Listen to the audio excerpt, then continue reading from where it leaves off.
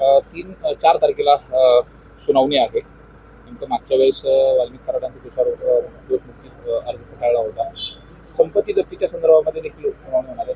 काय अपेक्षा आहेत आणि कशा पद्धतीने? अपेक्षा ही आहे की ज्या चुकीच्या पद्धतीनं लोकांची बळी घेऊन निष्पाप लोकांना संपवून जे अर्थकारण केलं गेलं, ज्या चुकीच्या पद्धतीनं लोकप्रतिनिधीचा अभय घेऊन जी काय माया जमवली, ती सगळी जे काय अर्ज दिलेला आहे त्या अर्जाद्वारे सगळी प्रॉपर्टी ही आरोपींची जप्त झाली पाहिजे.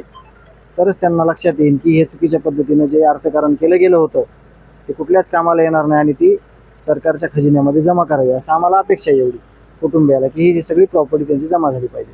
इतर आरोपींनी दोषमुक्तीसाठी अर्ज केला नाही, त्यांनी त्यांचं काम करतात त्यांचे वकील, परंतु निकम साहेबांनी ह्याच तारखेला असं सांगितलेलं आहे की आता ती वेळ निघून गेलेली आहे, आता त्याच्यात वेळ घालूपणा करायचं तुमचं कुठलंच काम नाही. त्यामुळे 4 तारखेला सगळ्या अर्जावरची एकत्र सुनावणी होऊन चार्ज फ्रेम होईल अशी आम्हाला अपेक्षा आहे.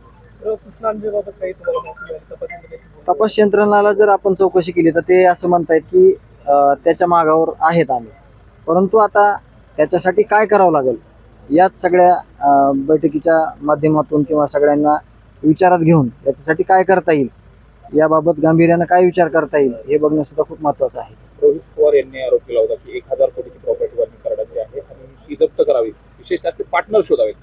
नाही, ज्यावेळेस प्रॉपर्टी अटॅचमेंट होईल चालू त्यावेळेस पार्टनर शोधायची गरज नाही. एकत्र जी प्रॉपर्टी आहे त्याचे काही पेपर्स आपल्याकडे सुद्धा आहेत. तुम्हाला जर पाहिजे असेल तर मी तुम्हाला एखादा पेपर संध्याकाळपर्यंत देतो माझ्या फाईलला लावलेला, ते तुम्ही माझी पब्लिश करू शकता. कोणासोबत? जे लोकप्रतिनिधी आहेत परळीचे त्यांच्यासोबतची प्रॉपर्टीचे एक पेपर आहे, तुम्हाला मी संध्याकाळपर्यंत देतो. सर्व जेलमध्ये मोबाईल जो आहे तो सापडला होता आणि त्याची सीडीआर देखील काढली जाणार आहे. तो मोबाईल काय मी विनंती केली होती मागे, तुम्ही मला विचारलं होतं त्यावेळेस की त्या मोबाईलचे CDR काढा, त्या मोबाईलचा कसून चौकशी करा आणि ज्या कोणी या जेल प्रशासनाच्या विरुद्ध किंवा जेल प्रशासनाला आव्हान म्हणून जे कोणी हे जे फोन वापरलेला आहे त्याच्यावर कडक कारवाई करा, असं मी मागे देखील बोललेलो आहे आणि आता देखील बोलतो. आता जरांगे पाटलांची बैठक झाली त्याच्यातून की आजही त्यांची गँग आहे ती कार्यरत असते. 100% कार्यरत आहे.